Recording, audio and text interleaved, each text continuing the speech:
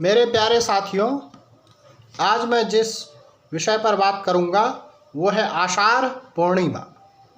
आषाढ़ पूर्णिमा में ऐसी क्या विशेषता है कि भारतीय परंपरा उसको गुरु पूर्णिमा के रूप में मनाती है। ऐसी क्या विशेषता है चंद्रमा में जो गुरु होने योग्य है? सूर्य को गुरु हम क्यों नहीं मानते? चंद्रमा ही गुरु क्यों? और आषाढ़ की पूर्णिमा को ही हम गुरु पूर्णिमा क्यों मनाते हैं? इस पर मैंने कुछ सोचा। हो सकता है ऐतिहासिक कारण कुछ अलग हो, लेकिन मेरे हिसाब से जो तथ्य निकल के आया, जो मुझे दिखाई दिया, वो मैं आपसे कुछ कहना चाहता हूँ। गुरु वो हो सकता है जिसने अंधेरा भी देखा हो, अज्ञान के अंधेरे में भी भटका हो और ज्ञान का प्रकाश भी जिसने देखा हो, खड्ड खाइयों में भी गिरा हो और गौरी शंकर की ऊंचाई पर भी जो चढ़ गया हो। गुरु वही हो सकता है जिसने जिंदगी के सारे आयामों को जिया हो, लक्ष्य तक भी पहुंचा हो, लक्ष्य से पहले भटका भी हो। चंद्रमा जो है, अमावस का अंधेरा भी देखा है उसने और पूर्णिमा की चांदनी भी देखी है उसने।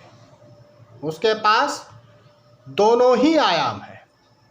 अज्ञान का अंधकार भी है उसके पास, ज्ञान का प्रकाश भी है उसके पास। लेकिन वो ज्ञान का प्रकाश हमें दग्ध नहीं करता है, सूर्य की भांति शीतलता प्रदान करता है। उसके पास जो प्रकाश है वो सूरज का ही प्रकाश का एक अंश है, लेकिन वो हमें शीतलता प्रदान करती है, दग्ध नहीं करती। और इसीलिए चंद्रमा को भारतीय परंपरा में गुरु मानते हैं। आषाढ़ की पूर्णिमा में ऐसी क्या विशेषता है? तो आषाढ़ से पहले आता है जेठ। जेठ की दोपहरी बहुत नामी है। जेठ ने केवल दोपहरी ही देखी है, गर्मी ही देखा है, शीतलता का उसके पास अनुभव नहीं है। और आषाढ़ के बाद क्या आता है? सावन। सावन में मेघ झरझर झरते ही रहते हैं, शीतलता ही शीतलता है।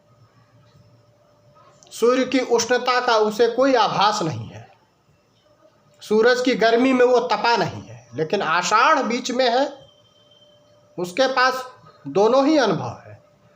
पहले 15 दिन बहुत गर्मी होती है, अंतिम 15 दिन शीतलता ले आता है।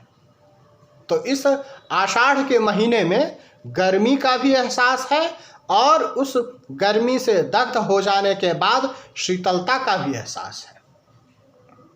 हाँ,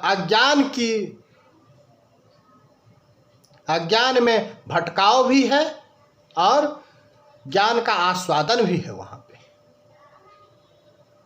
दोनों ही आयामों को ये जोड़ता है। स्पेक्ट्रम उसका बहुत बड़ा स्पेक्ट्रम है।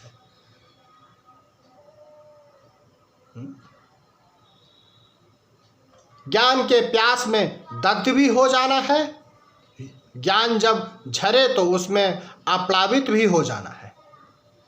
दोनों ही स्पेक्ट्रम जो है आषाढ़ के महीने में पाया जाता है। इसीलिए आषाढ़ की पूर्णिमा को, पूर्णिमा मतलब पूरा प्राप्त कर लिया गया। अमावस से शुरू हुए थे और ज्ञान शनैः शनैः पूरा प्राप्त कर लिया गया। इसीलिए आषाढ़ की पूर्णिमा को हम गुरु पूर्णिमा मनाते हैं। जिंदगी के दोनों आयाम उसके पास हैं, ऐसा मुझे लगता है। बाकी आप लोगों को कैसा लगता है वो आप कमेंट बॉक्स में लिखें, और मैं इसको YouTube पे डाल रहा हूँ। ठीक है, थैंक यू वेरी मच।